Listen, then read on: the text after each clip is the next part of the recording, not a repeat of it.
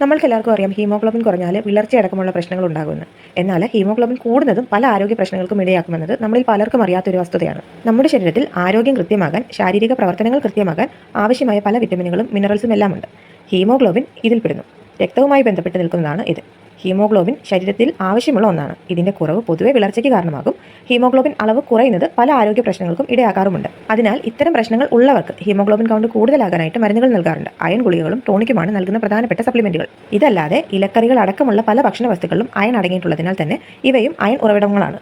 രക്തക്കുറവിന് വിളർച്ചയ്ക്കുള്ള പരിഹാരമാണ്. എന്നാൽ കുറയുന്നത് മാത്രമല്ല, ഹീമോഗ്ലോബിൻ കൂടുന്നതും നമ്മുടെ ശരീരത്തിന് പലതരത്തിലുള്ള പ്രശ്നങ്ങൾ ഉണ്ടാക്കും. പ്രത്യേകിച്ചും പുരുഷന്മാരിൽ ഇതിന്റെ അളവ് 18-ൽ കൂടുതലും സ്ത്രീകളിൽ 17-ൽ കൂടുതലും വന്നാലാണ് പ്രശ്നങ്ങൾ ഉണ്ടാകുന്നത്. നമ്മുടെ ശരീരത്തിലെ എല്ലാ സെൽസിനും ഓക്സിജൻ എത്തിക്കുക എന്നതാണ് ഹീമോഗ്ലോബിന്റെ പ്രധാന ജോലി.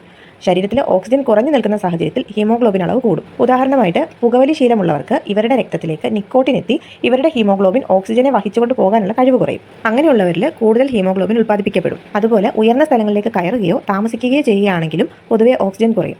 അങ്ങനെയുള്ളവരിലും ഹീമോഗ്ലോബിൻ്റെ അളവ് കൂടും. അതുപോലെ മറ്റൊന്ന്, കൂർക്കം വലിക്കുന്നവരിൽ ഹീമോഗ്ലോബിൻ കൂടും. ഇതിന് സ്ലീപ്പ് ആപ്നിയ എന്നാണ് പറയുക. ഇതല്ലാതെ ഹൃദയത്തിന് താളപ്പിഴകൾ ഉണ്ടെങ്കിലും ഇതേ അവസ്ഥയുണ്ടാകും. ശ്വാസകോശത്തിന് എന്തെങ്കിലും പ്രശ്നമുണ്ടെങ്കിൽ, അണുബാധ വരുന്ന അവസ്ഥയെങ്കിൽ ഹീമോഗ്ലോബിൻ കൂടും. അലർജി, ചുമ എന്നിവ തുടർച്ചയായി വരുന്നവർക്ക് ഇതേ അവസ്ഥയുണ്ടാകും. വൃക്കകളെ ബാധിക്കുന്ന പോളിസിസ്റ്റിക് കിഡ്നി പ്രശ്നമുള്ളവർക്കും ഹീമോഗ്ലോബിൻ അളവ് കൂടും. നമ്മുടെ മജ്ജയിലാണ് ഹീമോഗ്ലോബിൻ ഉണ്ടാകുന്നത്. ഇവിടെ സെൽസിന് എന്തെങ്കിലും പ്രശ്നമുണ്ടായാൽ, നമ്മുടെ ശരീരത്തിൽ ജലാംശം കുറഞ്ഞാൽ എല്ലാം തന്നെ ഹീമോഗ്ലോബിൻ കൂടാം. സ്റ്റിറോയിഡ് കലർന്ന മരുന്നുകൾ തുടർച്ചയായിട്ട് കഴിച്ചാലും ഇതേ പ്രശ്നമുണ്ടാകും. ഇനി ഹീമോഗ്ലോബിൻ്റെ അളവ് കൂടിയാൽ നമ്മുടെ ശരീരം കാണിക്കുന്ന ലക്ഷണങ്ങൾ എന്തൊക്കെയാണെന്ന് നോക്കാം. 17.5 വരെ ഇതെത്തിയാൽ കാര്യമായ ലക്ഷണം കാണിക്കില്ല. എന്നാൽ 18-ന് മുകളിൽ പോയാൽ രക്തത്തിലെ കട്ടി കൂടി വരും.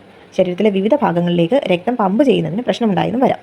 ഇതിനാൽ തന്നെ BP കൂടാനിടയാകും. സ്ട്രെയിൻ ചെയ്യുന്ന സമയത്ത് പെട്ടെന്ന് തലവേദന ഉണ്ടാകും. ചെവിക്കകത്ത് മൂളൽ ശബ്ദമുണ്ടാകും. കണ്ണിനകത്ത് മങ്ങലുണ്ടാകും. കിതപ്പും നെഞ്ചിടിപ്പും ക്ഷീണവും എല്ലാം ഉണ്ടാകും. രക്തത്തിന് കട്ടി കൂടി രക്തക്കുഴലിൽ രക്തക്കട്ടകൾ വന്ന് സ്ട്രോക്ക്, അറ്റാക്ക് പോലുള്ളവ വരാം.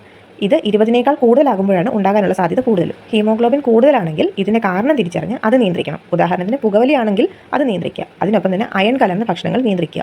ആവശ്യത്തിന് വെള്ളം കുടിക്കാം. സ്ഥിരം വ്യായാമം ചെയ്യാം. പ്രത്യേകിച്ചും ശ്വസന വ്യായാമങ്ങൾ ചെയ്യാവുന്നതാണ്. ഇതേറെ ഗുണം നൽകും. ഹീമോഗ്ലോബിൻ സ്ഥിരം കൂടി തന്നെ നിൽക്കുകയാണെങ്കിൽ ശരീരത്തിലെ അധികം വരുന്ന രക്തം 3 മാസത്തിൽ ഒരിക്കൽ നീക്കം ചെയ്യുന്ന മെഡിക്കൽ രീതിയും നിലവിലുണ്ട്. അപ്പോൾ ഓക്സിജന്റെ അളവ് വളരെയധികം താഴ്ന്ന അവസ്ഥ, ക്രോണിക് ഒബ്സ്ട്രക്റ്റീവ് പൾമണറി ഡിസീസ്, ഹൃദയ തകരാറ്, വൃക്കരോഗം, കരളിനോ വൃക്കയ്ക്കോ ക്യാൻസർ, ബ്ലഡ് ഡിസോർഡർ ആയിട്ടുള്ള പോളിസൈത്തീമിയ, എറിത്രോപോയിറ്റിൻ അതായത് ചുവന്ന രക്തകോശങ്ങളുടെ ഉൽപ്പാദനം മെച്ചപ്പെടുത്തുന്ന ഒരു കിഡ്നി ഹോർമോണാണിത്. ഈ പ്രശ്നങ്ങളൊക്കെയും ഇതിന്റെ ഭാഗമായിട്ട് വരാവുന്നതാണ്. അപ്പോൾ ഇതിനൊക്കെ ആയിട്ട് നമ്മൾ ബ്ലഡ് ടെസ്റ്റ് ചെയ്യുന്ന കൂട്ടത്തിൽ ഹീമോഗ്ലോബിന്റെ കൗണ്ട് എപ്പോഴും ശ്രദ്ധിക്കണം. അത് ഒരാളുടെ ലിംഗവും പ്രായവും ഒക്കെ അനുസരിച്ചിട്ട് ഈ അളവിൽ വ്യത്യാസമൊക്കെ വരാം. അതായത് പുരുഷന്മാരിൽ 1 ഡെസിലിറ്റർ രക്തത്തിൽ 16.5 ഗ്രാമിൽ അധികമാകരുത്. സ്ത്രീകളിൽ 1 ഡെസിലിറ്ററിൽ 16 ഗ്രാമിൽ അധികമാകരുത്. കുട്ടികളിൽ 1 ഡെസിലിറ്ററിൽ 16.6 ഗ്രാമിൽ അധികമാകരുത്. ശിശുക്കളിൽ 1 ഡെസിലിറ്ററിൽ 18 ഗ്രാമിലും അധികമാകരുത്. ഇതിനുള്ള ചികിത്സാ രീതികൾ ഒന്ന് നമ്മൾ നേരത്തെ പറഞ്ഞതുപോലെ ഫ്ലീബോട്ടമിയാണ്. അതായത് ഞരമ്പുകളിലേക്ക് സൂചി കടത്തിവിട്ട് അധികമായിട്ടുള്ള ചുവപ്പ് രക്തകോശങ്ങളെ നീക്കം ചെയ്യുന്ന രീതി. മരുന്നിലൂടെയും ഉയർന്ന ഹീമോഗ്ലോബിൻ നില ചികിത്സിച്ച് മാറ്റാനായിട്ട് പറ്റും. ആരോഗ്യകരമായിട്ടുള്ള ഒരു ഭക്ഷണക്രമം കൊണ്ടുവന്നാൽ തന്നെ നമുക്ക് ഈ ഒരു പ്രശ്നത്തിൽ നിന്ന് രക്ഷ നേടാനായിട്ട് സാധിക്കും. ധാരാളം വെള്ളവും മറ്റു പാനീയങ്ങളും ഒക്കെ കുടിക്കുക. എപ്പോഴും നമ്മുടെ ശരീരത്തിൽ ജലാംശം നിലനിർത്താനായിട്ട് ശ്രദ്ധിക്കുക. ധാരാളം ഫ്രൂട്ട്സും വെജിറ്റബിൾസും ഒക്കെ അടങ്ങിയിട്ടുള്ള പോഷക സമ്പുഷ്ടമായിട്ടുള്ള ആഹാരം ശീലമാക്കാം. അതുപോലെ തന്നെ പഞ്ചസാരയും കൊഴുപ്പും കൂടിയ ഭക്ഷണം ഒഴിവാക്കാം. മദ്യപാനവും പുകവലിയും ഒക്കെ നമുക്ക് ഒഴിവാക്കാം. ഇങ്ങനെയൊക്കെയുള്ള കാര്യങ്ങൾ ശ്രദ്ധിച്ച് നമ്മുടെ ജീവിതശൈലി മെച്ചപ്പെടുത്തുന്നതിലൂടെ ഹീമോഗ്ലോബിൻ കൗണ്ട് കൂടുന്നത് തടയാനായിട്ട് നമുക്ക് സാധിക്കും.